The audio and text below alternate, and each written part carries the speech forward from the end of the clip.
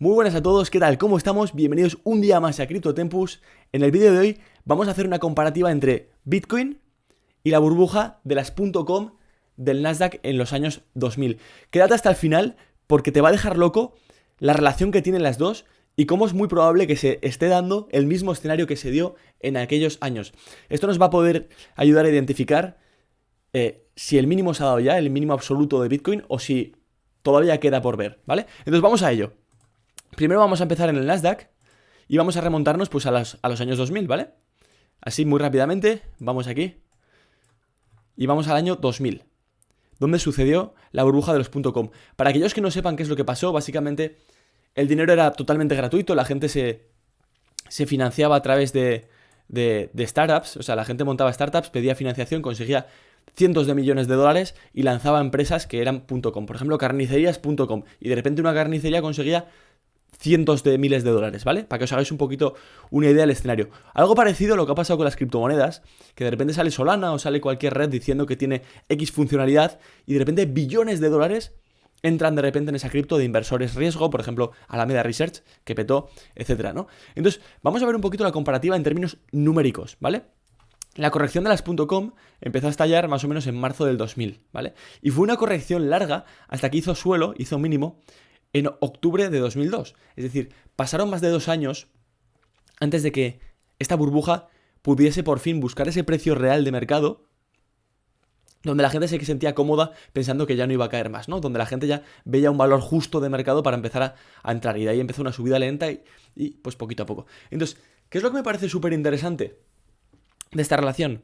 Pues que fue por fases muy parecidas a las que hemos visto en Bitcoin. Y es que caía con fuerza y luego se recuperaba. Caía con fuerza, luego se recuperaba. Y eran recuperaciones brutales. Parece que no eran brutales, pero en el momento, imaginaos subiendo vuestra acción un 53%. Os volvíais loco. Es como ver subir Bitcoin de repente un 53%. La primera corrección fue de aproximadamente un 40%. O sea, la primera vuelta, el primer pump después de la corrección fue de un 40%, la siguiente fue de un 50% y la siguiente fue de aproximadamente un 60%, tocando en la media de 50%. ¿Y por qué esto nos interesa? Porque si vamos a el total market cap, el global de todas las criptomonedas pues que existen ahora mismo en circulación, podemos ver que el comportamiento ha sido tremendamente similar. Y es que después de las correcciones grandes, abruptas, la primera corrección, o sea, el primer pumpeo desde los supuestos suelos fue de aproximadamente un 40%. El siguiente fue de aproximadamente un 50%. Y el siguiente, en lo que vamos desde ahora, es de aproximadamente un 44%. Pero es que podríamos llegar a ese aproximado del 60% perfectamente. ¿Y por qué esto nos interesa? Porque todavía hay más datos interesantes y más datos relevantes, ¿vale? Si volvemos otra vez al gráfico del Nasdaq, podemos fijarnos que la corrección total hasta ver ese pumpeo del 60% había sido un 77%.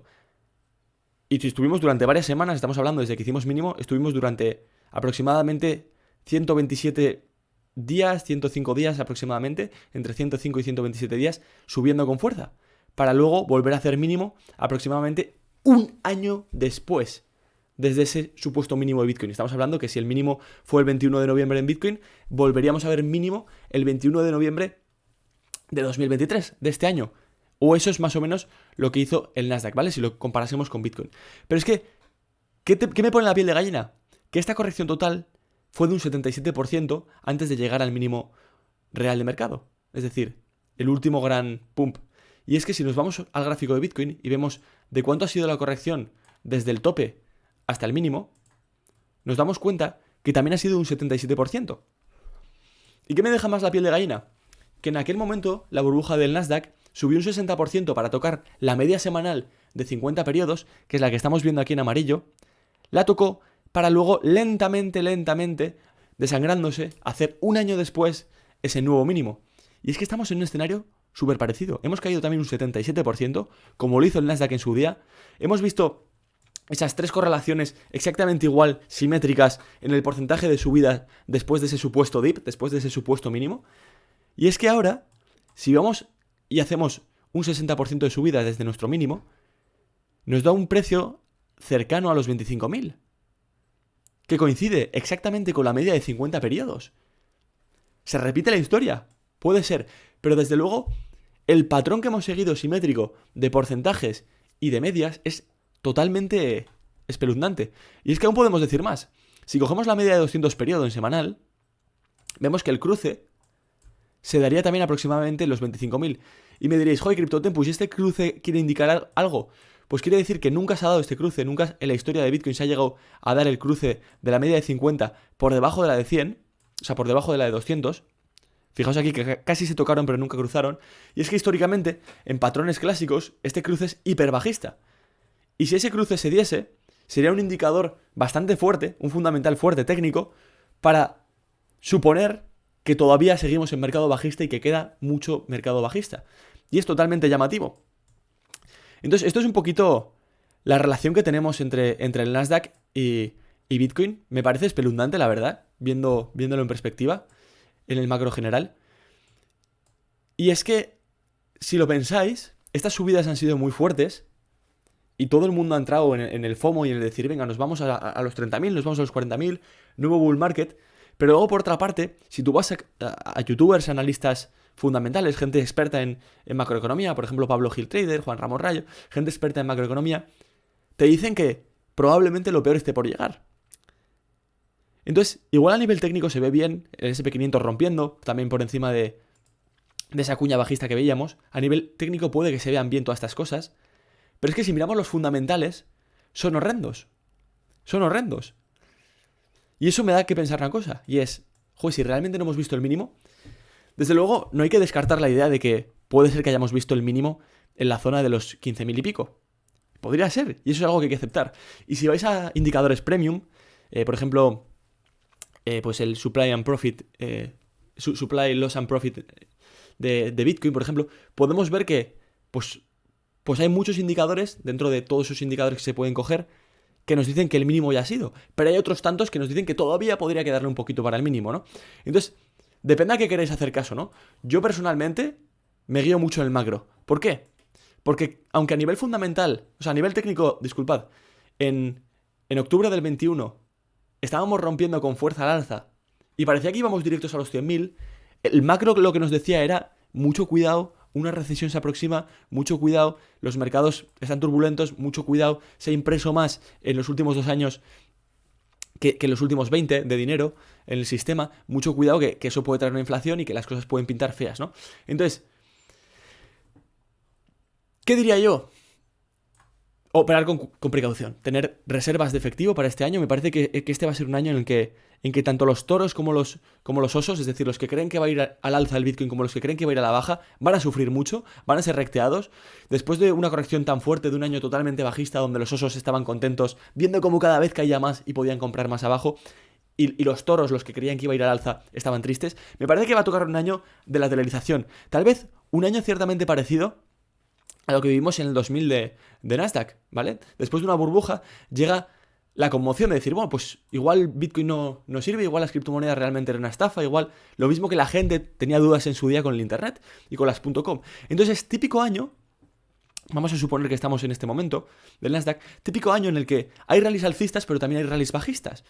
Entonces, aquí por ejemplo, los toros tienen muchísima esperanza, pero de repente la empiezan a perder un poco, de repente la ganan, la pierden, la ganan un poco, y es un momento en el que el mercado trata de buscar el precio justo de un activo, y es un proceso doloroso para ambos sentidos. Así como este año, o como esos primeros 2 años del Nasdaq, fue totalmente increíble para los osos, aunque hubo momentos de duda en los que te subía el Nasdaq un 50%, me parece que el momento actual de Bitcoin es muy parecido. Y me diréis, vale, de momento todas las relaciones coinciden perfectamente, pero si ahora mismo cogiésemos y extrapolásemos lo que hizo el Nasdaq a lo que podría hacer Bitcoin, ¿cuánto más nos quedaría para caer? ¿Cuál sería el mínimo supuesto? Pues bueno, si cogemos desde el mínimo y vamos hasta el mínimo que hizo el Nasdaq realmente, caímos otro 27%. Y si lo extrapolamos a Bitcoin desde el mínimo que hicimos en noviembre de este año pasado, cogemos y bajamos otro 27%, el mínimo aproximado, según esta teoría, es especulación, lógicamente nada nos puede decir que se vaya a dar exactamente igual, pero nos daría un precio aproximado de los 11.000. Y me parece un escenario, por lo menos a tener en cuenta y realista, sabiendo las condiciones macro como están. Si esquivamos la recesión, fenomenal. igual pumpeamos, nos vamos para arriba. Entonces, ¿cuál es la estrategia de inversión más inteligente? A mi parecer, cada uno puede hacer lo que queráis. Yo voy a hacer lo que yo creo conveniente. Para mí lo que creo conveniente, ya sabéis que ahora mismo estoy entre un 35 y un 40% dentro del mercado. Estoy pensando en vender en zonas de 25.000, en lo que tengo en spot, e irme 100% a cash. ¿Por qué? Porque yo soy muy conservador. Entonces, yo prefiero comprar Bitcoin en 30.000 o en 34.000 cuando ya haya subido con fuerza, si es que sube, sabiendo que hemos esquivado esa posible recesión y los escenarios bajistas están fuera de mi camino, que estar dentro del mercado, sobreapalancarme, entrar con mucho efectivo ahora, ir 100% Bitcoin, para de repente comerme una torta de un 60%, por ejemplo, si llegamos a esos 11.000. Entonces, mi visión del mercado es esa. Lógicamente no es consejo de inversión, que cada uno haga lo que crea conveniente, pero según este escenario y lo relativo que me parece y lo parecido que me parece, lo similar que lo veo al Nasdaq, a la burbuja de las .com, me parece que es un escenario a tener en cuenta. Y por lo tanto, yo voy a operar con mucha precaución. Si llegamos a esa zona de 25.000, veo que bajamos volúmenes en ese cruce de medias, que las expectativas de recesión empiezan a ponerse un poco feas, etc. Yo saldré del mercado, me iré 100% a cash y a esperar. Porque mi punto medio de compra está en los 17.800, 17.000 aprox. Porque empecé a comprar por aquí, en los 17.000, después de esta última caída. Aquí empecé a decir, vale, me parece que el riesgo-beneficio es brutal, por tanto voy a empezar a comprar todos los meses poquito a poco. Bueno, poquito a poco con fuerza, ¿no? DCA, ¿no? Pero no un DCA normal, que es Dollar Cost Average, entrar poquito a poco, todos los meses, sino un DCA dinámico, que es entrar cuando tú crees que el nivel de riesgo es muy bajo, con mucha fuerza todas las semanas. Taca, taca, taca. Entonces, yo ya he sacado un porcentaje interesante, ya he sacado un 40% de todo ese DCA y de todo ese efectivo que metí. Por lo tanto, yo estoy cómodo con mi posición y estaría cómodo yéndome a los 25.000, por mucho que Bitcoin luego tenga un rally alcista, ¿no? Porque no podemos descartar otro escenario muy probable, y es que no sabemos cuándo va a ser la recesión. Sabemos que se han invertido las curvas de interés, o sea, el yield curve ha tenido una inversión, y sabemos que eso en el 100% de las veces acaba en una recesión. Lo que no sabemos es exactamente cuándo. De normal suele ser un año y medio después de la inversión, y la inversión fue hace más o menos unos meses, fue como en junio. Entonces, lo tengo que mirar bien, pero creo que más o menos fue en junio. Entonces, podríamos perfectamente tener un escenario así. Si al final tenemos recesión, podríamos tener un escenario así. Y aquí los osos sufriríamos muchísimo. O sufrirían muchísimo. Lógicamente un inversor no tiene que ser ni toro ni oso, tiene que intentar ser imparcial, ¿no? Pero mucho cuidado, porque un escenario así podría pasar. ¿Podríamos ver un bajo más bajo? Sí, podríamos llegar a una zona de bajos más bajos. Pero podríamos antes hacer este ciclo que hizo el Nasdaq de buscar ese precio justo. Entonces, muchísimo cuidado. Prudencia, no estar all in en Bitcoin, a mi parecer. Me puedo equivocar. Cada uno con su perfil de riesgo. Y luego, desde luego, alejaros muchísimo de las altcoins. ¿Por qué? Porque vemos en momentos como los que vimos ayer, que Bitcoin caía de los 23.800 a los 23.000, que de repente la dominancia subía y cogía muchísima fuerza respecto al resto de altcoins. Entonces, de momento, estar en Bitcoin y en cash. Me parece que es la opción más sólida, y más viendo los escenarios estos que hemos comentado ahora. Así que nada, espero que os haya gustado el vídeo. Apoyadme con una suscripción y un me gusta si os gustan estos vídeos un poquito más largos. Y adiós.